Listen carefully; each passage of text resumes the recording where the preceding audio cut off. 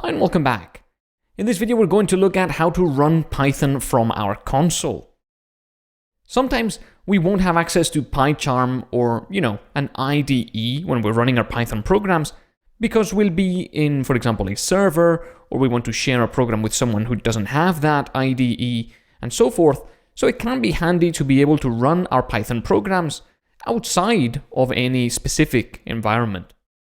So the console is a text interface to your computer. You probably have come across it before. You can basically run anything by using text. You can open files, copy them, you can run programs, basically anything that doesn't have a graphical interface. And many things in software are done through the console just because, sometimes it's not worth developing a nice graphical interface. If you're making a tool, for example, to help you with formatting your code nicely, sometimes you don't need a graphical interface for that.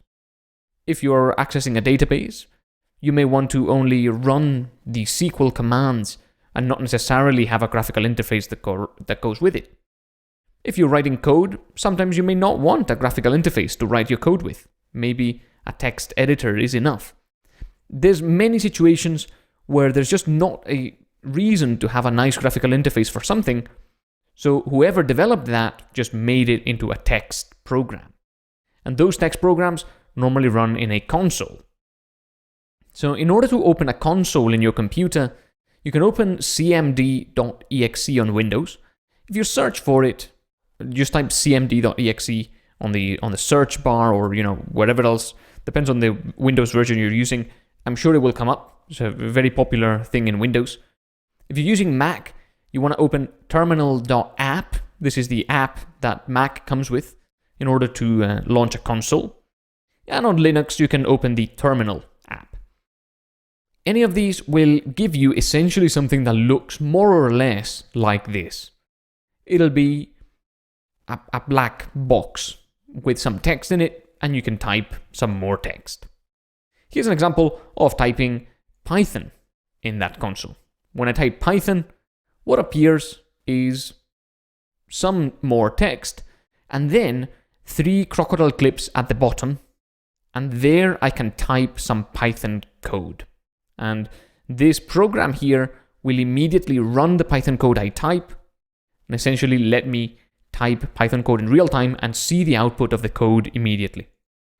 By the way, Python 2.7 is the version you can see here, and that's the default on Mac OS X, which is what I'm using.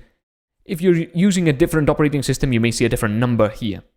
For example, in this example here, I'm running the program Python 3.7, which is all one word, and that's a single program.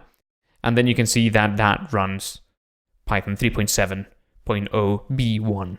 This is the beta. When I was recording this course, Python 3.7 hadn't come out just yet, but it was already available just for early adopters. So Python and Python 3.7, completely different programs. Even though they are essentially the same Python, a different version, they're completely different things to our computer. You could type anything in here, and what your computer is going to do is it's going to try to run whatever you type. And it just so happens that Python and Python 3.7 are two things that our computer can type.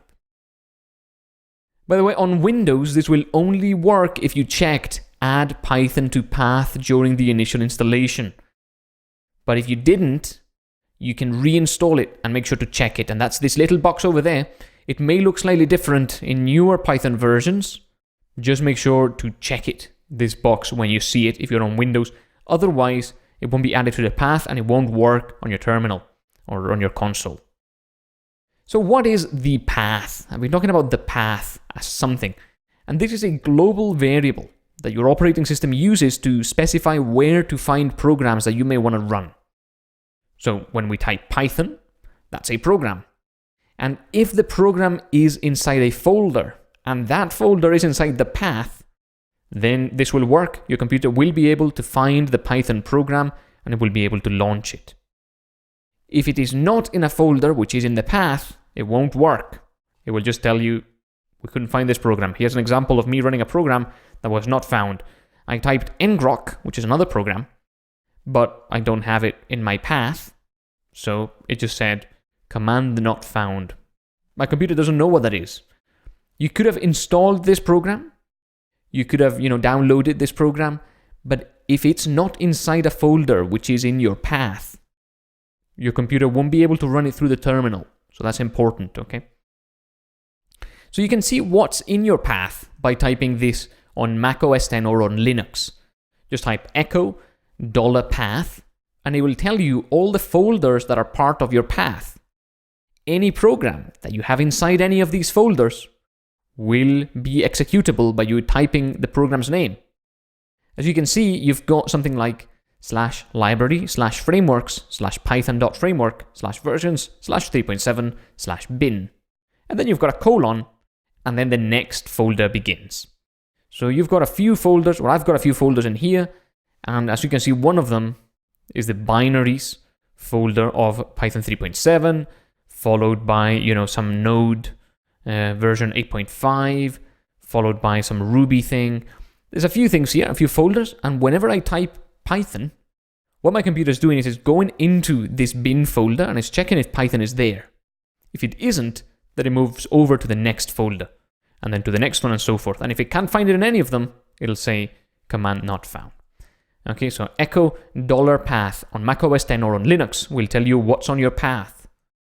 And on Windows, there's a few steps. As usual with Windows, you've got a few things to do, but I've attached a blog post to the resources section of this lecture. You can see it if you click on the curriculum down here on the top left. And there's a blog post attached there with some instructions for the various versions of Windows, Windows 10, 8, 7, and so forth. And so you can have a wee look at that. So environment variables, well, the path is an example of an environment variable, and these are just global variables available to all programs that run in the environment. And normally the environment is your computer. So if you have more than the path as an environment variable, your programs will have access to the path and whatever other variables you decide to have. And you can have multiple ones if you want. And here's how you can look at the environment variables you've already got. So if you type export on Mac OS X or on Linux, you'll see all the environment variables you've got currently available. You can create more, and we're not really going to get into how you can create more in this course, but you can create more, and then any program you launch within that environment will have access to those variables. The resource linked in this lecture explains how you can add more environment variables on Windows. Modifying your path is something you can do, and again, the resource linked in the lecture explains how to do that, but it can be dangerous. Because your computer is actually relying on the path to find many of the programs it uses all the time, if you change it and you make your computer unable to find a lot of the programs it needs, you may have some trouble. So just don't change the path unless you know exactly what you're doing. Just reinstall Python if you have to on Windows and make sure to check add to path in order to make it work. That's it for this lecture though. I just wanted to give you a quick overview on what the path is and how you can open up Python from your terminal. In the next video, we're going to go a bit more hands-on and actually write some code in the terminal. I'll see you on the next video.